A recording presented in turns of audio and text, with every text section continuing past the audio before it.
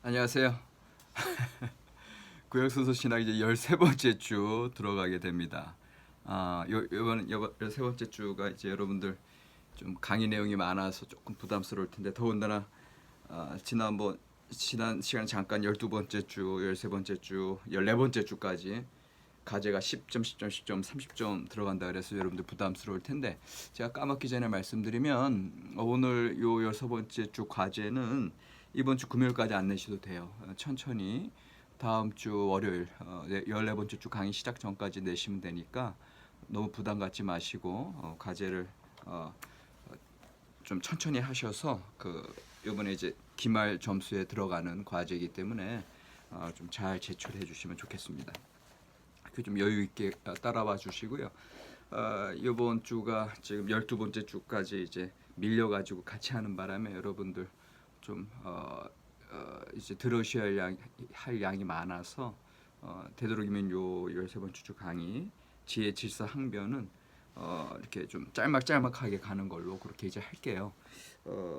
그렇게 하는 이유 중에 또 하나는 또 다음 학기 때 제가 이제 지혜서 특강을 할 거예요. 그래서 지혜서 특강해서 오늘 우리 이 교재에서 이제 제 11장에 다루는 게 지혜 질서 항변해서 잠언, 욥기, 전도서, 그다음에 시편 일부가 이제 포함되는 지혜 시편이 있거든요. 그런 것들이 이제 다음 이제 학기에 제가 지혜서 특강으로 쭉 자세히 좀 할 거니까 그렇다고 여러분들 다 또 다음번에 지혜서 특강을 다 들으라 이제 그 소리는 아니고 그러니까 이제 우리 구약 전공 원우들은 이제 물론 다 들으셔야 되거든요. 일단은 이 책에는 내용이 잘 나와 있고 그래서 이제 책에 나온 내용들 가지고 이제 쭉 한번 그 요약적으로 정리하는 차원에서 한번 쭉 보려고 그러고요. 이제 제일 중요한 신학적인 내용들이 이제 사실은 신종론이거든요. 이제 창조 신학과 신종론 이게 지혜 문학을 다루는 데 있어서 제일 중요한 문제인데 이제 그런 문제들 좀 함께 다루고 그런 식으로 요 13번째 주는 강의를 진행을 하려고 합니다. 교재 574쪽에 되겠고요. 여기 이제 이제까지의 이제 율법서와 예언서에서 나타났던 그런 신학을 여기 이제 574, 575 쪽에서 이제 요약을 두 가지로 하고 있어요. 그래서 이 저자들이 이제 이스라엘의 자기 이해, 이스라엘이 역사 과정 가운데서 자기 이해를 어떻게 했느냐라고 했을 때 이제 두 가지 전제가 있었다는 거예요. 그러니까는 다시 말하면 이스라엘의 신앙 생활에 있어서 두 가지 전제가 있었다라는 거예요. 하나님과 자기네들과의 관계성 속에서 이제 첫 번째가 뭐냐 하면은 사회적이고 정치적이고 경제적이고 군사적으로 일어나는 사건들, 말 그대로 현실에서 일어나는 이런 사건들 속에서 이 현실적인 문제들을 명확하게 알았다는 거죠. 그러니까는 구약의 이스라엘 백성들의 여호와 신앙은 철저하게 현실에서 실제적인 세계 안에서 자기네들을 이해했다라는 거예요. 그러니까는 벌써 구약 성경의 신앙을 오늘 우리의 삶 가운데 받아들일 때는 우리가 그냥 산 꼭대기에 올라가서도 또 그냥 늘 교회에서 그냥 예배드리고 기도하는 것으로만 끝나는 것이 아니라 실제 삶 속에서 일어나는 일들과 철저히 대결하고 있었다. 이거 되게 중요한 진술이고. 그러니까 이제 예언서에서 이미 봤잖아요. 우리가 예언서에서 철저하게 그들의 지정학적인 현실 속에서 어떻게 하나님이 이 열방 속에서 때로는 우리에게 심판하심으로, 때로는 우리를 회복하심으로 그 열방의 모든 외교적이고 군사적이고 경제적인 것들까지도 동원해서라도 하나님의 뜻을 이제 읽고 가시는 거. 이게 이제 예언서에서 또 역사서에서 쭉 고백되어지는 거거든요. 그다음에 이제 두 번째는 이스라엘은 자신들의 하나님 야훼가 세계의 역사 과정에서 결정적인 주도권을 쥐고 있는 분이라는 것을 늘 고백을 하고 있죠. 그래서 이스라엘은 이 퍼블릭 공개적인 삶과 이 공개적인 그런 권력의 현실들 가운데 하나님의 실제를 직시하고 그것을 늘 선포해 왔다라고 하는 거. 그러니까는 여러분들 이 사실 구약 성서의 신앙을 제대로 우리가 받아들여서 기독교 신앙과 연결시킬 때 현실에 우리가 현실의 땅을 딛고 굳건히 딛고서는 삶의 그런 신앙적인 어떤 적용, 신앙적인 실천이 가능한 거예요. 그래서 여러분들 기억하실 건 뭐냐 하면은 God who acts입니다. God who acts. 행동하는 하나님. 예. 그러니까는 이스라엘 역사의 그 실제적인 삶 그리고 그 모든 것에 주도권을 쥐고 계신 하나님을 구약 성경은 고백하고 있고요. 오늘 우리의 삶 속에서도 마찬가지. 하나님께서 우리의 삶의 영역에 그냥 기도하는 영적인 영역만 관여하시는 게 아니라 우리 삶의 모든 부분들에서 관여하고 계신다. 우리가 신명기 6장에서 우리가 봤듯이 우리가 일어설 때나 누워 있을 때나 밖에 나갔을 때나 집에 있을 때나 무엇을 하든지 간에 여호와 하나님을 사랑하라. 이제 이 말씀 자체 그리고 이 말씀을 부지런히 가르쳐라. 늘 말씀 속에서 살아라고 하는 것 자체는 하나님은 우리 삶의 모든 영역을 관여하고 계시고 그것을 이제 고백하는 거거든요. 근데 이제 오늘 지혜 문학을 가면서 575쪽에 1 지혜 사상의 지평이 나와요. 그러면서 여기에서는 그러나로 시작해. However, 그러나 본장에서 우리는 구약 성서의 문학들 중에서 역사와 하나님에 대한 서술과는 다소 거리가 먼 작품들을 살펴볼 것이다. 이렇게 나와 있어. 그래서 however, 그러나를 쓴 것은 왜 그러냐면 지혜 문학은 율법과 예언서랑은 차이가 있잖아요.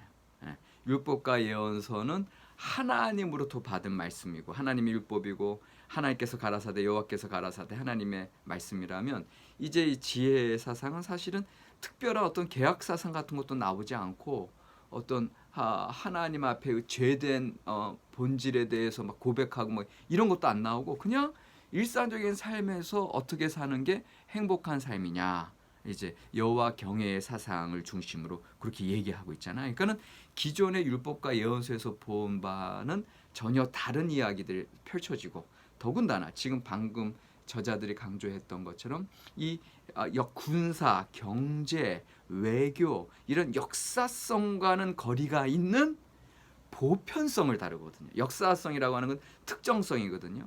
그러니까 여러분들 한 사람 한 사람 개인의 역사가 있고 개인의 특정한 상황이 있고 개인의 특정한 얼굴들이 있고 그런 것들이 이제 우리 역사 속에서 펼쳐진다면 이 지혜 문학은 그런 어떤 특정성보다는 그냥 보편적인 인간들의 삶의 어떤 장수의 축복, 행복한 삶, 자녀들의 축복 이런 보편적으로 말 조심하고 개미에게 부지런한 것을 배우고 이런 것들로 나타나잖아요. 그래서 분명하게 이제까지 우리가 봤던 어떤 여호와 야훼 유일신 사상 그런 어떤 특정한 이스라엘 역사 속에서 펼쳐진 구속사 구원의 개념과는 다른 새로운 세계로 좀 여러분들이 들어가고 있거든요. 그래서 그런 면에서 however 그러나라는 답 이야기를 하고 있어요. 그런데 저는 이것조차도 여전히 지혜 문학과 이 율법과 예언서가 다르다라고 얘기했을 때 저는 그렇게 생각하지 않아요. 네. 왜? 방금 얘기했듯이 실제적인 삶 속에서 하나님께서 행동하신다고 말씀드렸고 하나님이 모든 걸 주도권을 가지고 살아가 이제 이끄신다 인간의 삶을 이끄신다 그렇게 이스라엘 백성들이 자기 이해를 한다고 했을 때는 그런 어떤 특정한 역사뿐만 아니라 일반적인 일상의 삶의 현실 매일매일 우리가 살아가는 삶 속에서도 하나님이 역사하고 계신 거거든요. 더군다나 구약 성경의 관점은 어떤 관점이냐 하면 제가 수차례 말씀드렸듯이 그 신구약 중간 시대 헬레니즘, 헬라 사상, 헬라 철학이 들어오면서 영육 이분론이 이제 시작되면서 현세와 내세, 그 다음에 또 영적인 존재와 육적인 존재들이 이제 나뉘어지는 것은 이제 신약 시대부터 그 헬라 철학 사상들이 들어오므로 이제 사람들의 존재 방식을 설명할 때 영육 내지는 영혼육 그렇게 나눠서 설명하는 방식이 이제 갖춰진 거예요. 그런데 헬라 철학 사상이 들어오기 이전에 고대 이스라엘의 헤브라이즘은 그런 헬레니즘의 어떤 존재 설명이 아니라 그냥 종합적인 설명이에요. 분석적인 설명이 아니라. 그래서 구약 성경 자체는 영적인 삶이 곧 육적인 삶이고 육적인 삶이 곧 영적인 삶이야. 다시 말하면 그들의 신앙생활 자체는 모든 삶이 들어가 있어요. 예. 모든 삶의 영역이 영적인 영역, 혼적인 영역, 물질적인 영역이 다 들어가 있다니까. 그러니까 그런 면에서 이스라엘 백성들에게 있어서 이 지혜 문학이라고 했을 때는 여전히 우리가 오늘날 생각하기에 왜 여기 구원사상, 계약사상, 죄에 대한 거, 회개사상 그런 거 없이 일반적인 얘기만 하느냐라고 이제 우리는 반론을 제기할 수 있으나 그건 오늘날 우리 입장에서 그렇게 얘기하는 거고 실제 당시에 고대 이스라엘 백성들의 삶 속에 들어가 보면 그들에게 있어서는 하나님과의 그런 특정한 구속사뿐만 아니라 당신네들의 일상적인 일반 삶 속에서도 여전히 하나님의 역사는 계속되는 거예요.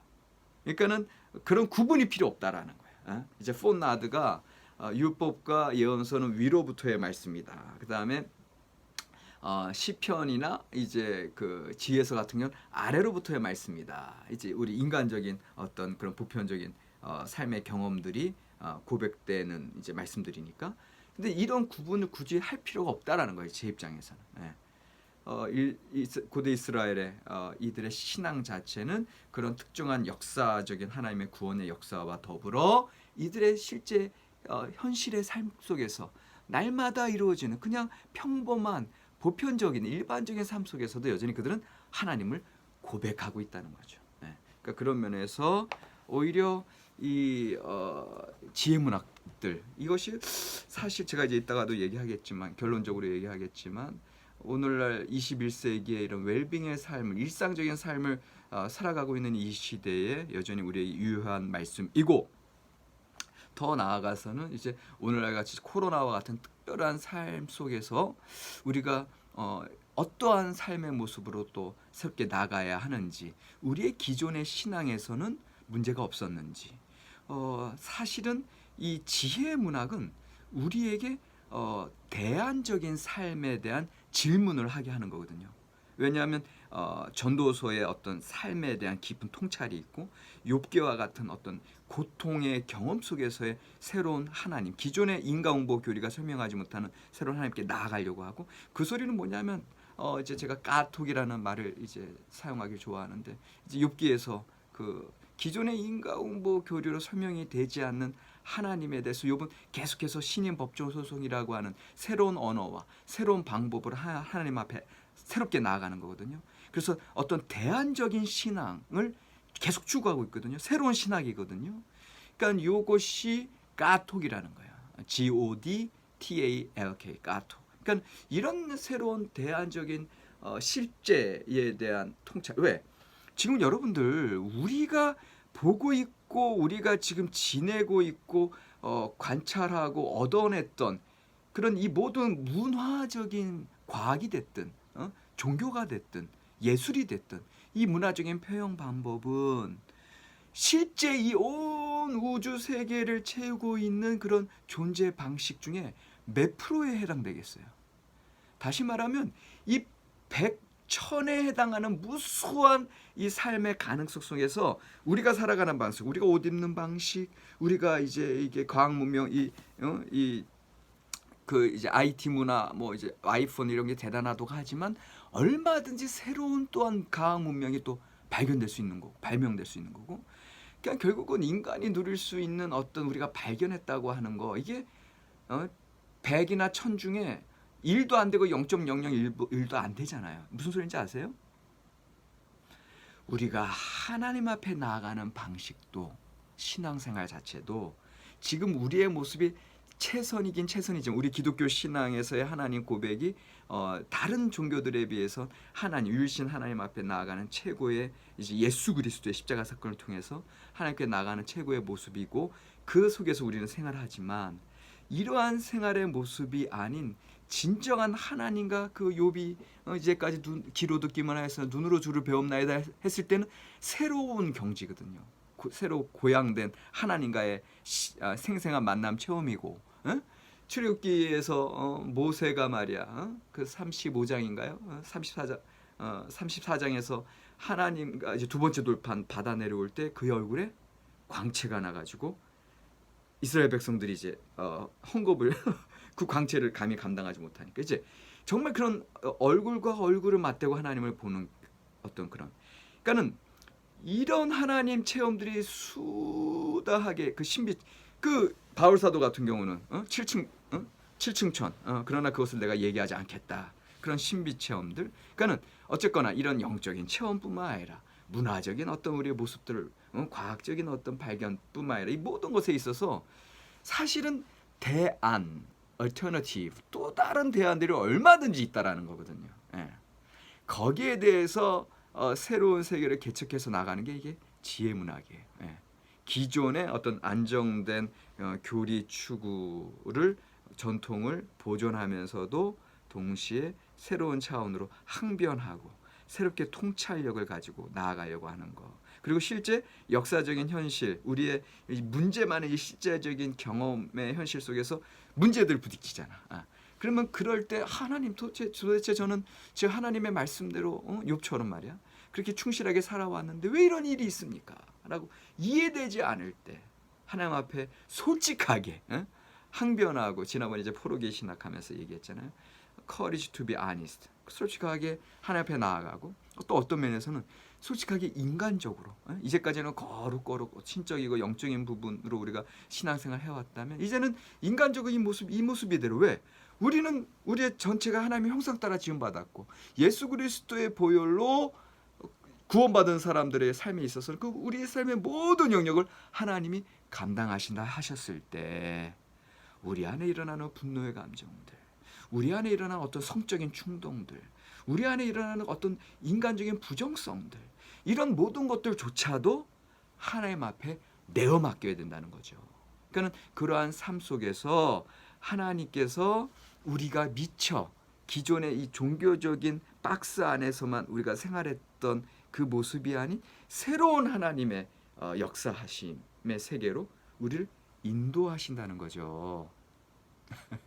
그러니까 그 제가 이제 욥기 그 주석서를 지난 2014년도인가 16년도에 이제 하나 낸 게 있는데, 거기에 이제 하나님의 지혜 초청과 욥의 응답인가 이제 그런 제목이잖아요.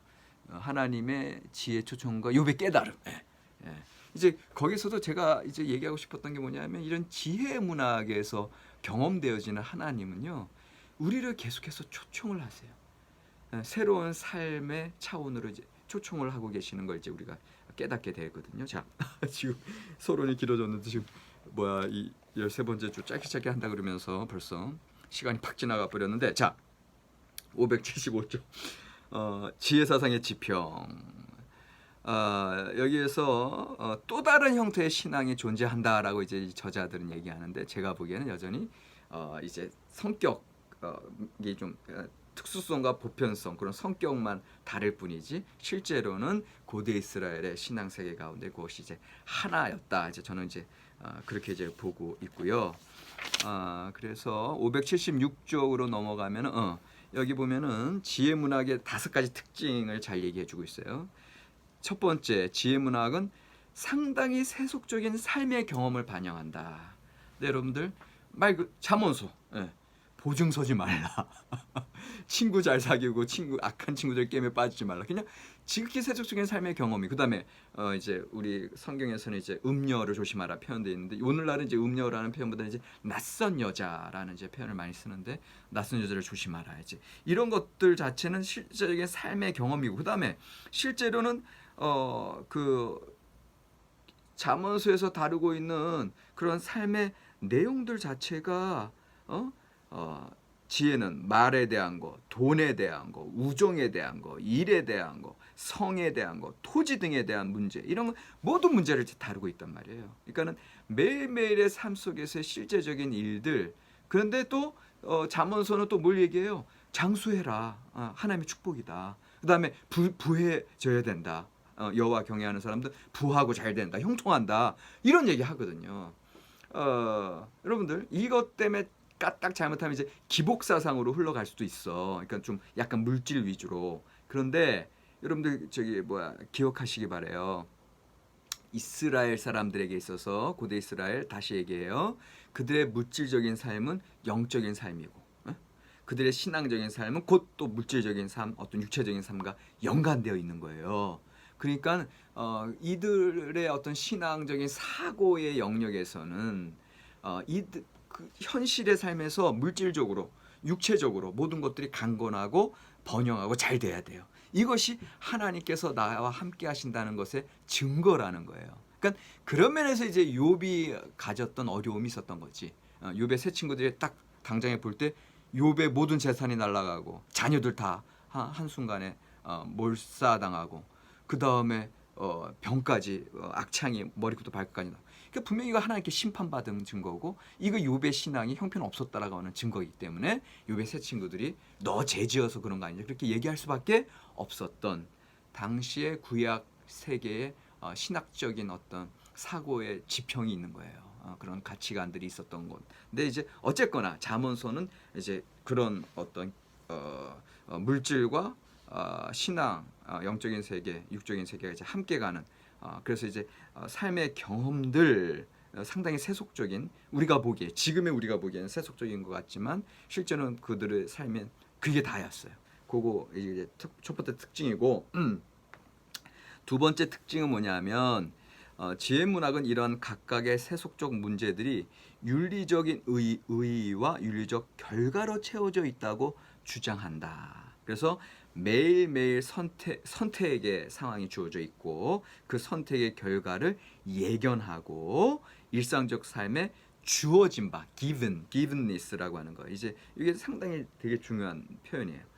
우리의 삶 속에 일상의 삶 속에서 우리는 엄마 아빠, 우리의 가정, 내가 다니게 되는 학교, 내 직장 모든 게 다 주어져 있어. 이런 것에 대해서 오히려 소중히 여기는 삶이다. 이제.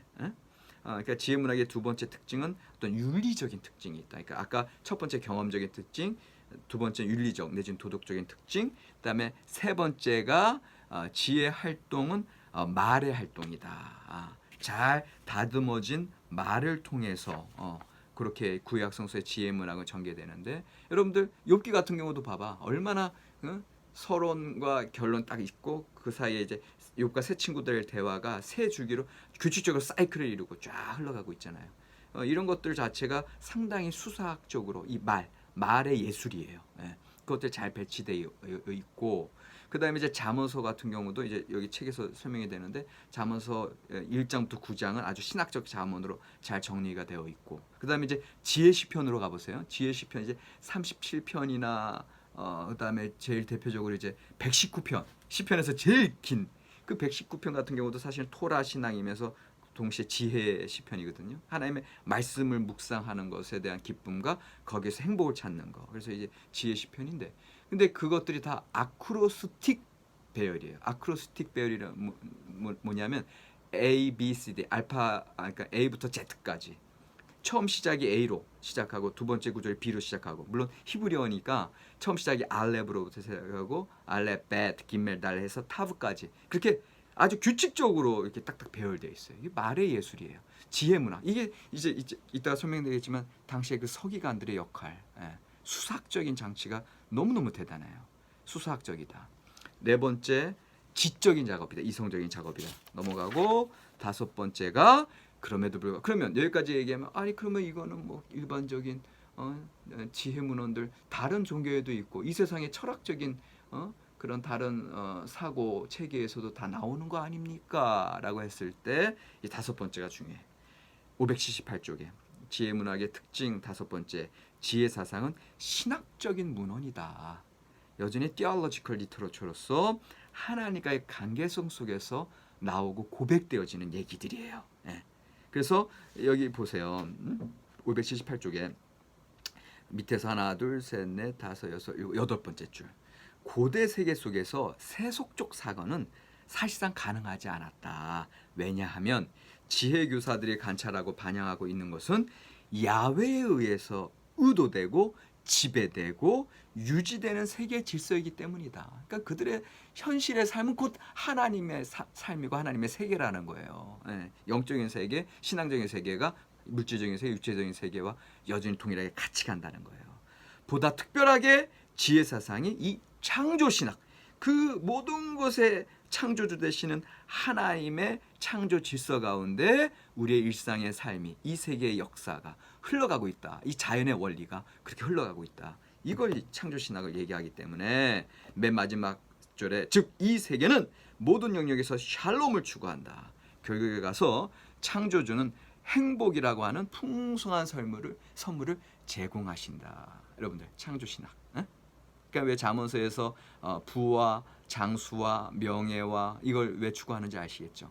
창조주 하나님 아버지의 뜻은 모든 피조 세계가 그렇게 풍성한 생명을 누리고 샬롬, 완전성, 평화를 누리길 원하시는 거예요. 예. 그러니까 이것이 이제 지혜서 신학이 궁극적으로 이제 나아가는 것은 하나님의 창조 세계의 완성, 그 이제 지금 죄로 인해서 떨어졌던 이 세계의 그 창조 세계의 그 샬롬, 그 결핍이 샬롬이 아닌 그 결핍으로 갖고 죄성으로 떨어진 세계가 다시금 하나님의 창조자 하나님의 그 뜻 안에서 샬롬, 보시기에 심히 좋았더라. 이 세계의 갱신에 대한 것으로 부지런히 항상 나아가고 있는 것이 이제 창조 신학이 되겠습니다.